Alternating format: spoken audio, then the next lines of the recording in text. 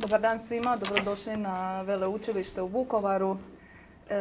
Okupili smo se ovdje za preskonferenciju koju uoči trećeg kola Supersport HNL koju igramo napokon smo domaćini na utakmici. S nama je ovdje šef stručnog stožera Gordon Schildenfeld i naš igrač Kristijan Pavičić. Treneru, napokon smo domaćini, može uvodno? Pa da, evo, prva utakmica da igramo, da smo domaćini. Nadam se da će doći ljudi podržati i da ćemo napokon osvojiti neke bodove, naravno. Možemo krenuti s pitanjima odmah. Domaćini ili uvjetno domaćini? Kako bi rekao? Pa ne, to je jednostavno domaćini smo. To je naš stadion, na to računamo i na to su nam glave fokusirane. Igramo kući, ok, igrali smo jednu utakmicu, smo imali mogućnost igrati na tom stadionu. Nije kao drugi stadion u HNL-u, ali to je naš stadion na koji se mi moramo što prije naviknuti i skupljati bodove. Ipak ne trenirate tamo, koliko je to problem u biti? Pa je, apsolutno. Mislim da bi bilo puno bolje da treniramo tamo, da ga osjetimo, da znamo kako je, jer spor nije spor. Naprimjer, nemamo mogućnost zalijevanja prije utakmice i to je jedna stavka u satnicu koju igramo. Treba vidjeti kakav će biti, kako će reagirati, ali moramo se što prije naviknuti, situacija je takva i jednostavno ne želim da ekipa razmišlja o tome, nego da odmah od početka su fokusirani i da što prije i što brže probamo i se nadmetniti na takvom terenu kakav god da bude i naravno da probujemo pobijediti. Protiv Dinama je bilo puno bolje nego protiv Lokomotive, barem s moje točke gleda, što sam sad gledao. Očigledan je napredak, vidi se i dečki su više borili. Pa je. Mislim da je ona prva utakmica bila nekakav tranzicijski šok iz te druge lige u prvu. To je prošlo, na našu žalost nismo uspjeli tu izvući nekakav povoljan rezultat.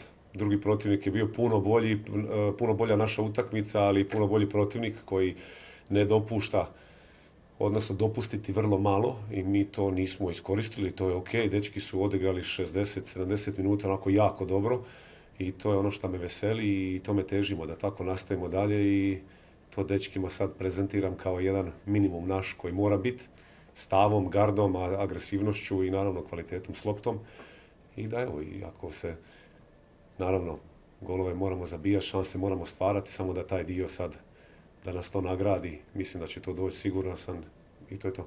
Igrački kadar ste kompletni, sve kakav? Pa ne mijenja se puno, naravno ostaje ona ozljeda Đakovića i imamo problem Tadića crveni karton.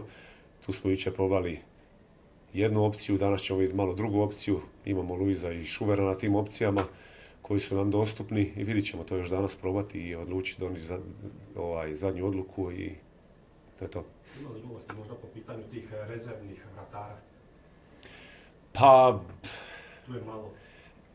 da, bilo je razgovora i svega. Nažalost, opcija koju smo mi imali se dan prije ozlijedila u svom klubu i sad treba vidjeti, naravno. Ostajemo pri istome. Bulat je zadnji put odigrao jako dobru utakmicu i s moje strane ima apsolutno šansu da to nastavi. Naravno da se to mora promijeniti u budućnosti, da moramo dovesti još jednog vratara, da nam pojača konkurenciju.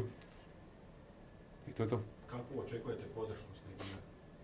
Pa nadam se da će doći. Ono što smo zadnje sezone, odnosno prošle sezone osjetili na zadnju utakmicu na našem stadionu je bilo nešto što nas je sviju malo dirnilo, da je napokon stadion u Vukovaru puno, odnosno da se ekipa Vukovara, da ima toliko navijača, tako da očekujemo, ne igramo u Vukovaru, ok, igramo tu u blizini, ali isto tako imamo navijača i tamo i nadam se da će doći podržati nas i da će nas pogurati do pobjede prve. Treneru nije tajna da općenito stratezi vole stabilnost. Imate li vi sad već određenu jasniju sliku za standardizacijom opće? Pa apsolutno, mislim da igrači reagiraju, malo na početku nam je bilo nekakva novost da vidimo ko će kako reagirati. Ova utakmica zadnja nam je bila nekakav putokaz na koga se, ko se nekako što brže ustabilizira u ekipi i mislim da neće biti puno promjena na odnosu na Dinamo.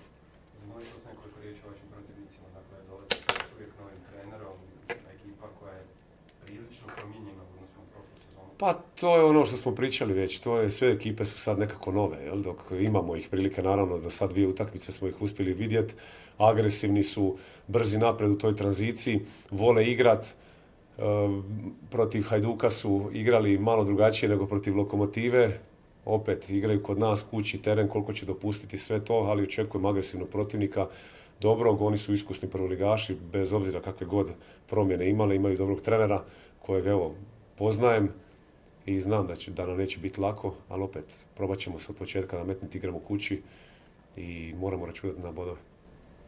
Imamo još pitanja? Možemo uključiti još jednog mladog dečka. Može, našeg domaćeg. Naravno.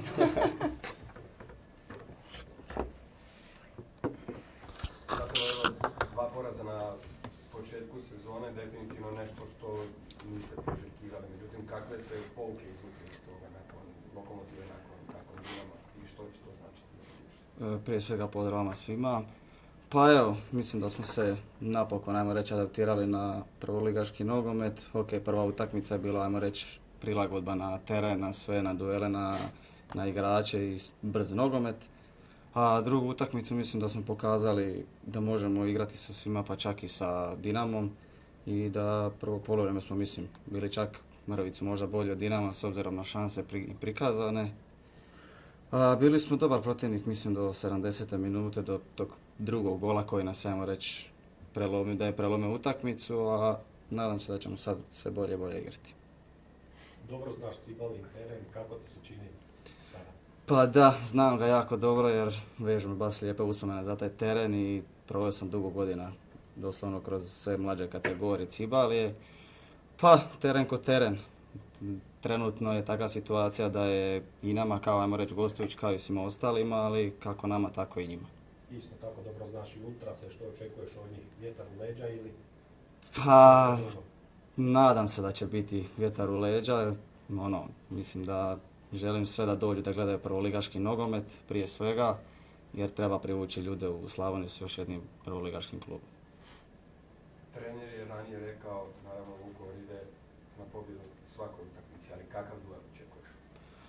Pa bit će, mislim, ravnopravan duel trenutno, jer Istra je isto kvalitetan protivnik. Ne mogu reći da je kvalitetan kao Dinamo, ali protivnik s kojim ćemo se morati baš, ajmo reći, pofajtati. Da bi bili zadovoljni bodom? Pa trenutno u stanju mislim da bi bili zadovoljni bodom, ali naravno ne idemo na bod, nego idemo po 3 boda. Imamo još pitanja? Ako je to, hvala vam svima na dolasku. Utakmica je sutra u 18:45, ulazi se otvaraju 2 sata ranije, odnosno u 16:45. Ulaznice možete kupiti online i također na samom stadionu u vremenu od 15 do 20. Hvala vam svima i nadam se da se vidimo u što većem broju.